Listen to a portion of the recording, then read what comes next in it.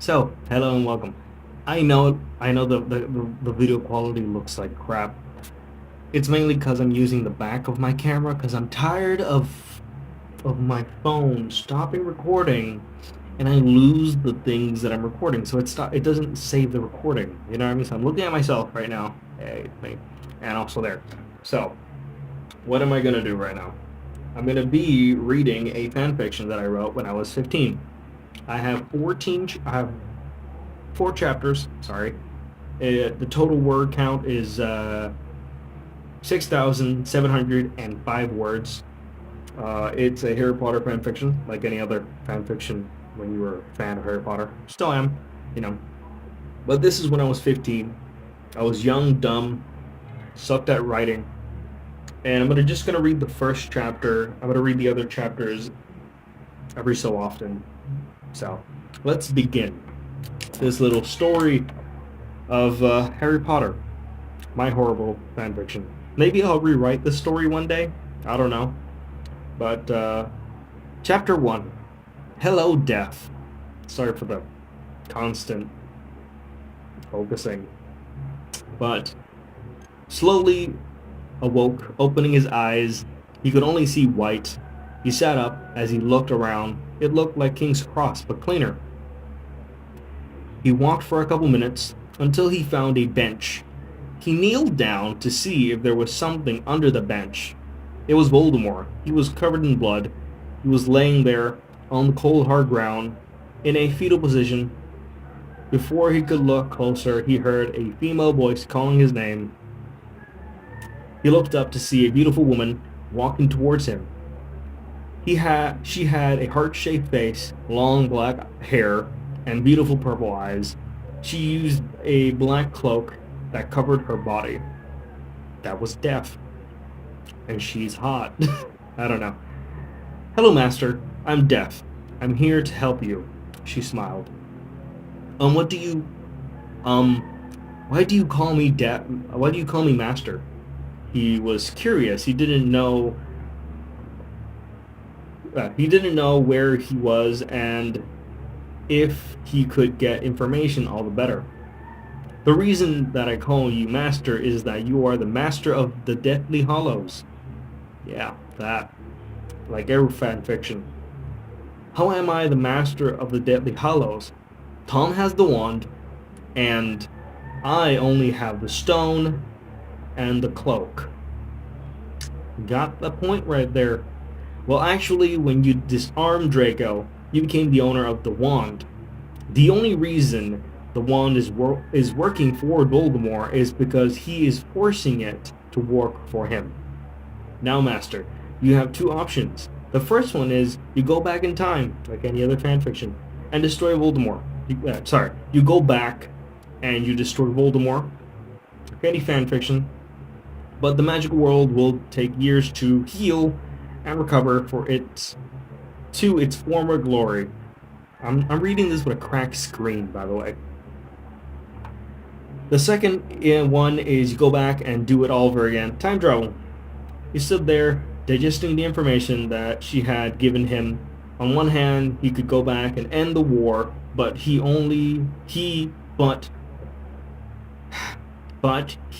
would have to deal with the aftermath. On the other hand, he could start all over again, prevent the war from happening. He could prevent his godfather's death. Serious? After thinking over his options, he came to a conclusion. I will choose the second option. She gave him a big smile. Good choice.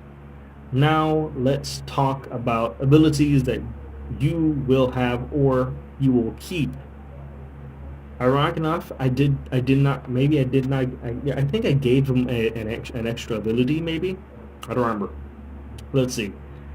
I haven't read this. He thought for a couple minutes, but he didn't have that many abilities. Well, the only abilities that he knew of was being good at defense against the dark arts and being able to speak to snakes. The only thing that I can think of is being good at defense against the dark arts and being able to talk to snakes. Oh, and being good at flying. She looked at him for a couple minutes. She starts asking him a question. Master, did you ever go to Gringotts to get an inheritance test? Like every fanfiction, the inheritance test. What is a inheritance test? Well, the inheritance test will tell what other houses you are heir to, and will tell what other abilities you have, or it will tell you if you have any blocks in your magic. It's that kind of fan fiction. He looked at her in a stunning silence. His mind was racing. He did not know what to say. Well, that's the first time I've ever heard about it. No wonder no one ever told me about it, sorry. She nodded her head, mumbled under her breath, as I expected. I'm reading horribly right now. I'm sorry. She snapped her fingers, and a piece of paper appeared out of thin air. You know. Well, let's see here. You would be the heir of Potter, Black, and Slytherin. Before you ask why you're the heir of Slytherin, because of right of conquest, meaning you killed him 2 times when you were a baby and in your first year of Hogwarts. Technically, I think it was more.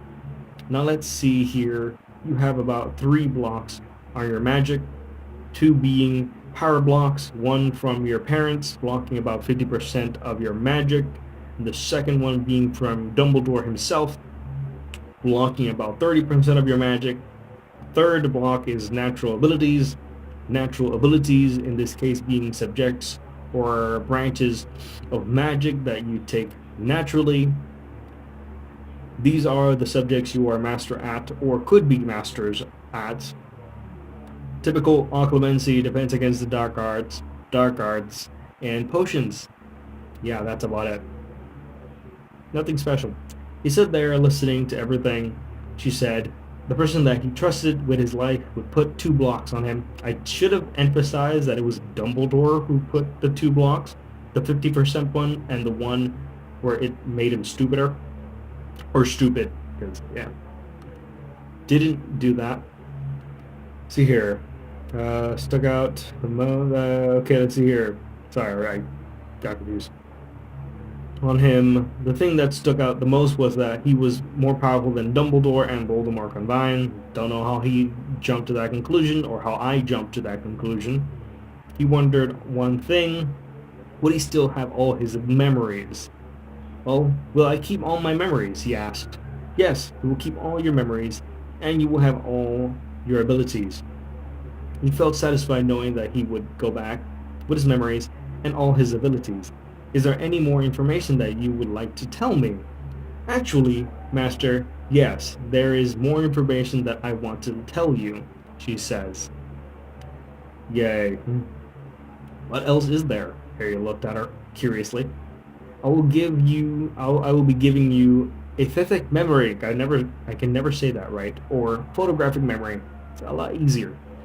I will be also removing the blocks on your magic, so when you go back, you don't have any problems. And last but not least, I will be telling you of a prophecy that was never set in motion. I should have never done that in the story.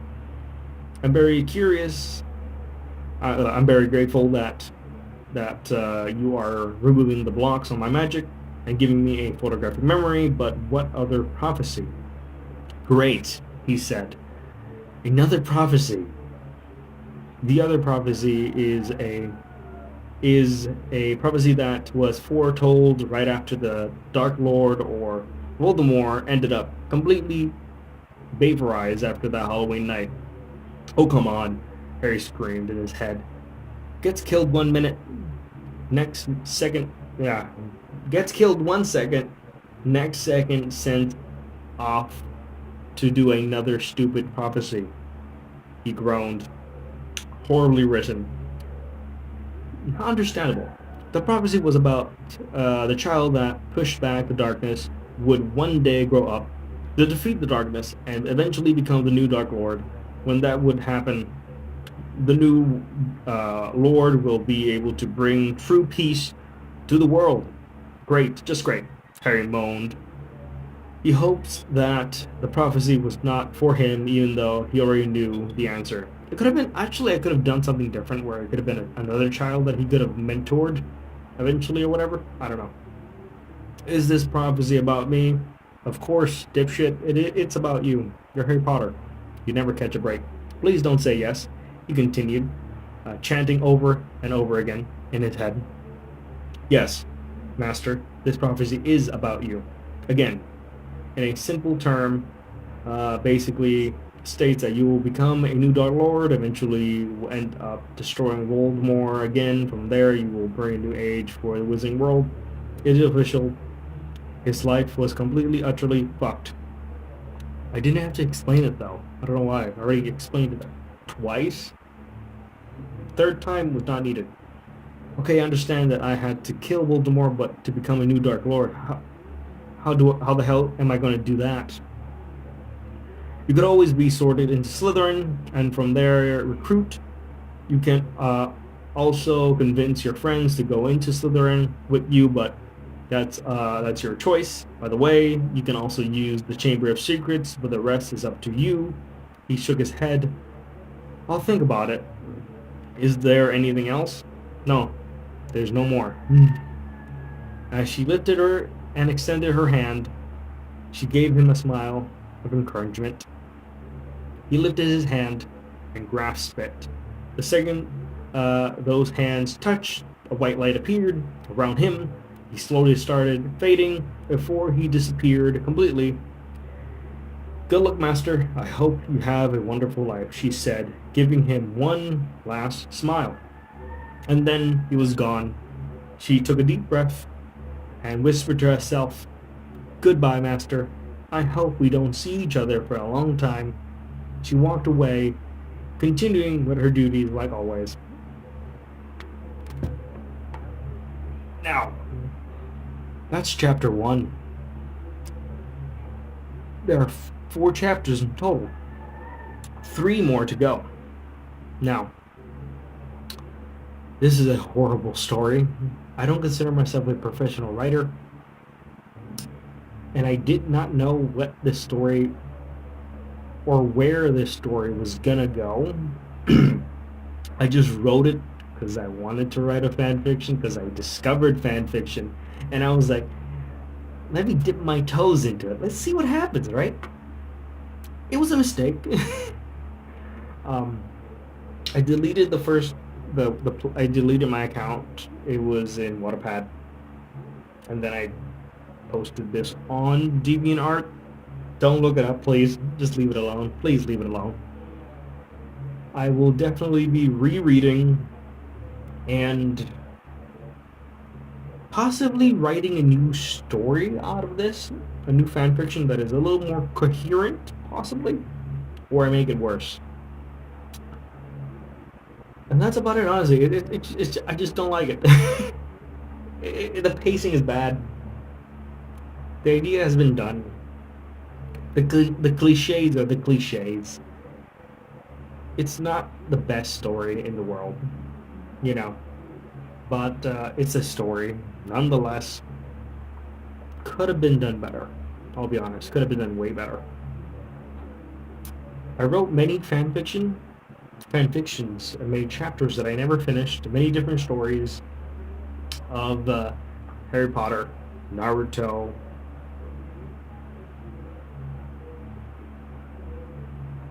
I tried writing a Percy Jackson fan fiction, but then I realized I never read the books. I only watched the movie, the 2 movies that suck major balls. So I won't be dipping my toes in Percy Jackson fan fiction unless I sit down and buy the books and read them. So, yeah. And the thing is, these Harry Potter fan fiction, the Harry Potter fan fiction that I was writing is based on the movies, not the books. So I've never read the books. I should read Harry Potter, honestly. Just like I had many ideas of Game of Thrones and crossing, stories with Harry Potter, Harry being transported into Game of Thrones, or Naruto being transported to Game of Thrones. Percy would be kind of interesting. Percy Jackson, Percy being in Game of Thrones, that would be interesting. Uh, I've had my own OCs, my original characters before as well, but I was never able, I was never interested, you could say, in hmm, in writing stories with my original characters in these fictional pre-built worlds. I never did it. I never did that. I did have eventually. I did do it, and I'll talk about it one day, maybe. Who knows? But yeah, I think I'm gonna finish the video right now. You know, have to do stuff. But I'll be reading the next 3 chapters slowly but surely, and see what happens. And the other one is a doozy. It's long as hell, man. The other one, the second chapter, is long as a hell. Let's see here. Yeah, the second chapter is long. It's very long. It's not long, but it's pretty long. It's very dense. That's the thing. It's like big chunks of text. Like they're this big. Then there's like this big, and then there's big. It's big. But yeah, that's about it. Deuce.